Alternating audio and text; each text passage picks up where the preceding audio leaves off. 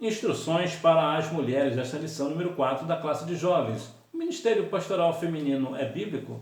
E qual o biquíni que uma jovem pode usar na praia? Vou te responder a essas perguntas aqui nesta lição. Resumo da lição: a mulher deve se vestir com pudor, de modo a agradar a Deus. Introdução: homens e mulheres são igualmente preciosos para Deus, resgatados pelo mesmo preço, o sangue de Jesus derramado por todos nós. Isso não pode ser confundido com igualdade de papéis. Homens e mulheres são diferentes da anatomia, a função e posição de cada um na família, na sociedade, na igreja. Sim, nós temos o mesmo valor precioso para o Senhor. Jesus morreu na cruz para salvar o homem e para salvar a mulher. Portanto, nesse sentido, todos nós somos iguais. Entretanto, o papel de cada um é diferente. E isso aqui é muito importante pelo seguinte: criaram hoje a questão do empoderamento feminino. Então hoje tudo é empoderamento feminino, ou seja, se a mulher trabalha fora, ela é empoderada. Se ela não trabalha, ela é empoderada. Se a mulher vai à igreja, ela é empoderada. Se ela não vai à igreja, ela é empoderada. Veja que não faz nenhum sentido. Então não entre nessa ideia de empoderamento feminino. Por quê? Porque a mulher não precisa de empoderamento feminino. Por quê? Porque ela já tem o seu espaço na igreja, na sociedade, na família. Tudo ela já tem o seu espaço. Basta só ela fazer por onde. Então não entra nessa situação de que eu estou empoderada. Não entra nessa discussão, porque é desnecessário, porque você que é uma jovem, você já tem o seu lugar ao sol, né? Você já tem o seu lugar na sociedade, na igreja, na família. A maneira de se vestir, descrição e moderação. A palavra pudor subentende vergonha em exibir o corpo, envolve a recusa de vestir-se de tal maneira que atrai a atenção para o seu corpo e ultrapassa os limites da devida moderação. Cada um de nós devemos ser moderados no nosso vestir, no nosso tratar, tudo nós devemos fazer com moderação. 1 Timóteo 2,9 vai falar sobre isso. E aqui eu já vou te falar sobre a questão do biquíni, por exemplo. Veja que aqui a questão do pudor é vestir-se de tal maneira que atrai atenção para o seu corpo. Então, quando uma jovem vai à praia e põe um biquíni, a ideia é que as pessoas vão olhar para o corpo dela, vai chamar a atenção para o corpo dela. E eu já falei aqui em outras oportunidades, vou falar mais uma vez, o homem é muito atraído por aquilo que ele vê. Então, quando ele vê uma jovem na praia, é claro que ele vai atentar para aquela mulher, né, para aquela jovem, né, o que é, de uma forma humana, é natural. A minha pergunta é: se você está na praia e o seu pastor aparece, você fica constrangida ou você fica confortável? Em qual das duas posições você se enquadra? Quando uma jovem vai à praia, e eu vou entender que a praia é o lugar, na praia, piscina, cachoeira, é o lugar para usar um biquíni, né? É um ambiente apropriado para aquilo ali, eu vou também te falar sobre a questão que o corpo da mulher é templo do Espírito Santo. E a Bíblia diz que o Espírito Santo tem ciúme de nós. Então, a minha questão, mais uma vez, eu vou te falar. Será que você, com biquíni na praia, não vai deixar o Espírito Santo feliz?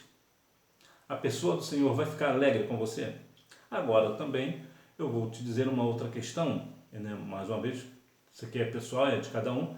Agora, também tem aquela ideia de que, como a praia foi Deus quem criou, e como cada um de nós dará conta de si, também tem aquela questão de que eu não acredito, que não estou dizendo para você fazer, né? Eu deixar isso aqui claro, não estou dizendo para você fazer, né? Para você ir à praia de biquíni, não é isso. Mas o que eu quero atentar é pelo seguinte: eu não acredito que quem use biquíni na praia vai perder a salvação por conta disso. Por que não? Pelo aquilo que eu já falei, porque o ambiente ali é para isso. Então, muitas vezes, a jovem vai estar na praia e vai passar desapercebida.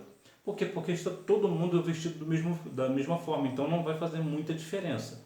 Agora, isso aí é uma questão muito pessoal. Tem jovem, por exemplo, que fica constrangida de estar de biquíni, até mesmo numa piscina que tem pouca gente. Ela fica constrangida, ela fica com vergonha. Por quê? Porque o Espírito Santo de alguma forma toca nela, ou também é uma questão pessoal dela. Então isso vai muito de pessoa para pessoa. A ideia é: se você não se sente confortada na praia de um biquíni, então não use. Mas se você se sente confortável, então aí é com você e Deus, mas lembrando que nesse sentido o ideal é que você converse com o seu pastor. A situação de Éfeso. Os efésios apelavam muito para a sensualidade, pela exposição do corpo da mulher. O uso de trajes imodestos era um meio de se despertar o desejo sexual masculino, o que acontecia inclusive nos cultos pagãos. O corpo da mulher é muito atrativo aos olhos do homem, tanto que, se você observar em propagandas, por exemplo, que usam muito o corpo da mulher, né? Séries, filmes, tudo, a mulher é muito exposta como objeto de desejo, né? O homem não é tanto assim, é mais a mulher. Então isso já era bem enraizado lá na época bíblica, e principalmente na questão dos cultos pagãos. Então, quando uma mulher ficava na situação de exibir o corpo, muito provavelmente muitos deles eram culto pagão. Ou seja, era algo que já usava o corpo propriamente para pecar, para afrontar a Deus. Então aqui nós vemos já um outro âmbito, né? Inclusive até interessante de falar que infelizmente nos cultos cristãos, não digo culto pagão, culto cristão, infelizmente temos visto muitas jovens, né, mulheres maduras e tudo, com roupas bem indecentes nos cultos. E isso tira, de fato, a ligação de quem está ali na igreja para cultuar o Senhor. As pessoas acabam se sentindo bem envergonhadas com esta situação. Então você que é uma jovem, você precisa sim vigiar. É claro que eu vou entender que em alguns casos, né, até mesmo na questão do biquíni, por exemplo, né, muitas vezes o problema não é nem na roupa que você veste, né? Às vezes é os olhos dos homens que já cobiçam, né? Independente da forma que você se vestir, você pode estar com uma burca que o homem vai te cobiçar também, né? Então tem muito disso também. A proteção do corpo. O comportamento das mulheres cristãs devem contrastar com o modelo mundano. O comportamento das mulheres cristãs deve contrastar com o modelo mundano. O corpo da mulher deve ser adequadamente coberto para não despertar desejos sexuais. Convém lembrar, contudo, que a mesma Bíblia que reprova o mau comportamento da mulher na exposição sensual de seu corpo, condena o pecado do homem, que pelos olhos se dá à cobiça. Então, como eu já acabei de falar, aqui é a questão da proteção do corpo, né? A mulher, ela se veste bem, decentemente, de uma forma muito elegante até, mas o homem cobiça da mesma forma.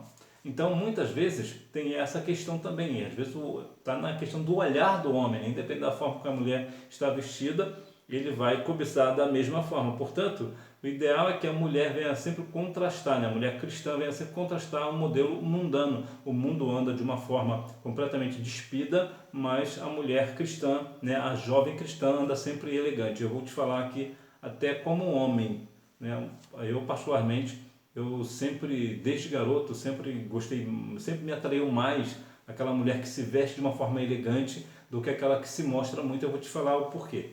Porque, de modo geral, aquilo que é misterioso é mais bonito de se ver. Então, quando uma mulher, né, está completamente, não digo completamente, uma mulher que está muito despida, nós já sabemos como é. Então, não gera um interesse. Mas quando a mulher é elegante, anda com as suas roupas bem moderadas, né, bem colocadas, bem vestidas, é mais atrativo, pelo menos para mim, né?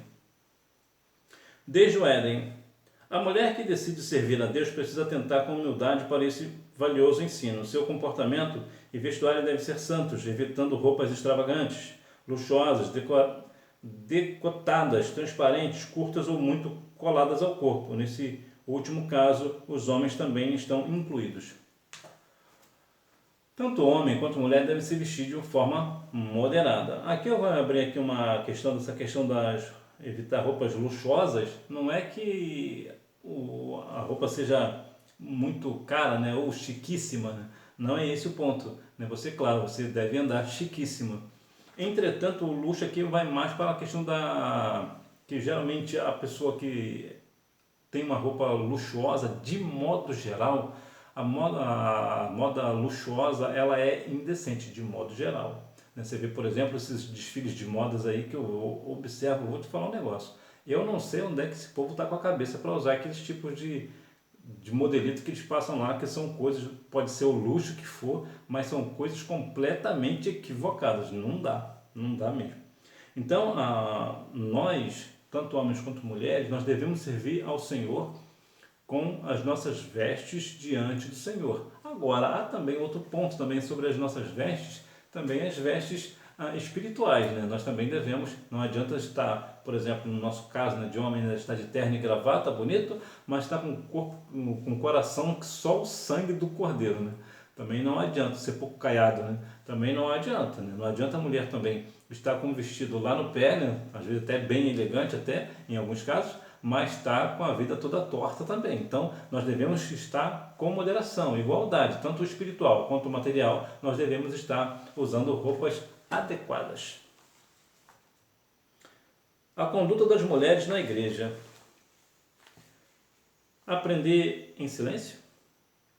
São várias as opiniões. O mais provável é que estivesse havendo alguns excessos na igreja de Éfeso, já que havia mulheres recém-convertidas do paganismo. Por isso, foi preciso tratar do assunto de maneira enfática.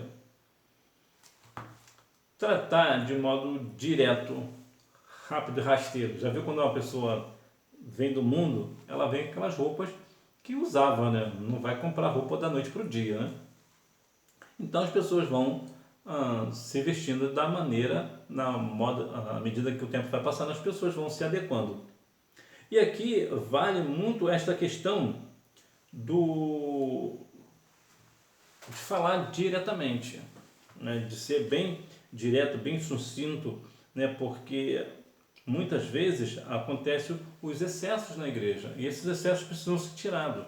Quando uma pessoa está vindo do mundo, né, tem aquela roupa extravagante, por exemplo, né, uma pessoa que se veste de uma forma assim que está mostrando muito o corpo, é claro que a igreja, no sentido geral, vai ficar observando e vai reprovar. Então, nesse caso específico, o ideal é levar essa pessoa para uma sala, né, específica, conversar com ela com educação, com respeito, com amor, para que evite esse tipo de excesso, porque até se continuar dessa forma, o que acontecerá? As outras jovens, né, principalmente as jovens, que vai chegar, olha, eu estou aqui há tanto tempo, essa pessoa chegou, está andando dessa forma e ninguém fala nada, eu vou andar também. Então nós temos essa ideia ruim, né, péssima, de entrar sempre e seguir sempre um mau exemplo, né, infelizmente, então nós devemos vigiar nesse sentido, né? Uma vez que uma pessoa está andando de uma forma que não é muito boa, né, nesse sentido assim de roupa, nós devemos também com educação, com respeito, conversar,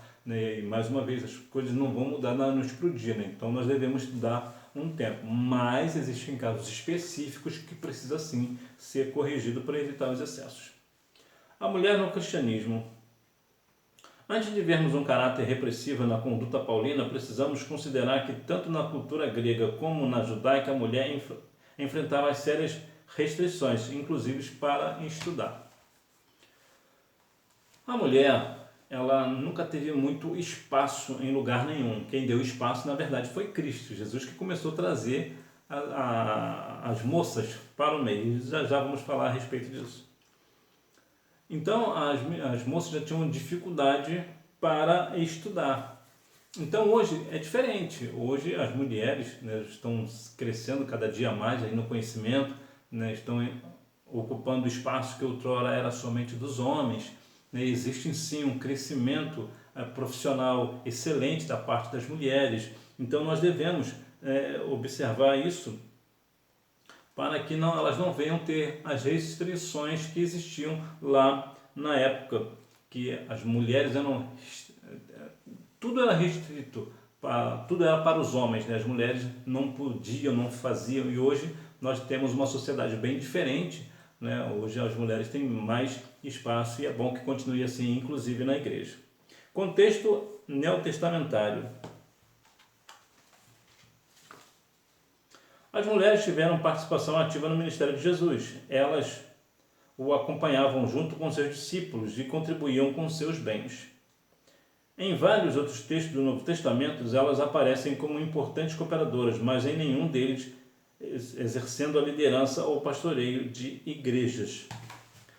Sobre a questão do ministério pastoral feminino, não, a Bíblia não dá passagem. Por que não? Lá no Antigo Testamento não existia sacerdotisa, existia sacerdote. E veja que as 12 tribos de Israel vieram de 12 homens. No Novo Testamento, da mesma maneira, existia apóstolos, né? E mesmo quando Judas tirou a sua vida, ele foi substituído, foi por outro homem. E é importante notar que nesse sentido, Jesus já trazia as mulheres para o meio. Lembra da mulher samaritana? Jesus já era judeu, ela samaritana. O samaritano não falava com judeu. Imagina como uma mulher, mas Jesus trouxe essa mulher samaritana para o meio. Então, vê que Jesus sempre abriu as portas para as mulheres. Vemos aqui, por exemplo, que tinham mulheres que ajudavam ao Senhor Jesus. Vamos ver, por exemplo, Débora, por exemplo, uma juíza, né, Uda, tantas outras, né, Priscila, né, Maria Madalena, tantas outras, própria Maria, mãe de Jesus, tantas outras mulheres, né, vou aqui mencionar também o nome de Raabe. Tantas mulheres foram importantes no contexto bíblico, tanto no Novo quanto no Antigo Testamento, mas Jesus nunca chamou nenhuma delas para a liderança. Nenhuma delas tem um cargo de pastora. Portanto, essa questão do ministério pastoral feminino não é bíblico. Nós sabemos que hoje temos pastores, né, no Brasil e no exterior, mas biblicamente falando, isso não é bíblico. A Bíblia, em nenhum lugar você verá uma mulher exercendo a questão pastoral de ministério. Você vai ver, por exemplo, uma questão de mulher sendo pastora na Bíblia, mas pastora de ovelha no sentido literal da palavra, né? Cuidando de ovelha do animal, e não da liderança entre homens. Não há nenhuma, nem no Antigo e nem no Novo Testamento. Então, por mais que as mulheres hoje, né, falam mais uma vez essa questão do empoderamento feminino, não existe base bíblica para o ministério pastoral, mas é bom deixar claro que existe sim o ministério feminino, é importante, mas não pastoral, né? Existe o ministério de missão, por exemplo, de ensinamento para as crianças, por exemplo. Inclusive para crianças, inclusive eu sou muito enfático em dizer, eu sou muito direto, que eu particularmente, eu sou contra homens ensinar criança. Eu sou completamente contra. Para mim, o ensinamento de infantil tem que ser obrigatoriamente dado às mulheres. As mulheres empenham muito melhor do que nós. Isso aqui é um caso já, mas aí já é pessoal meu, né? Já é uma questão minha. Então, nesse sentido, o ministério pastoral feminino não é bíblico. Recomendações a um jovem pastor a respeito das irmãs. Paulo valoriza as mulheres. Entretanto, isto não quer dizer que é proibido a mulher cristã ensinar os homens individualmente, como em Atos 18, 26. Profetizar no culto da igreja sob o impulso direto do Espírito Santo. Ensinar na igreja a outras mulheres, inclusive aos jovens, ou melhor, aos jovens. Evangelizar em sua casa, instruindo homens e mulheres nos caminhos do Senhor. Veja que aqui já é um outro ponto completamente diferente. Na casa, na família, a mulher pode exercer essa questão dos ensinos e tudo mais, mas a questão pastoral, mais uma vez, não existe nenhuma base bíblica para sustentar este negócio, por mais que essa parte feminina queira fazer de todos os modos, pegando o texto fora do contexto, não existe nada a respeito deste negócio. Propósito divino. Foi o próprio Criador quem disse: não é bom que o homem esteja só, far-lhe-ei uma adjuntora que esteja como diante dele, ou seja, que lhe assista. Aqui, a mulher do pastor não é pastora. A mulher do pastor é uma auxiliadora do pastor, ela é uma ajudadora.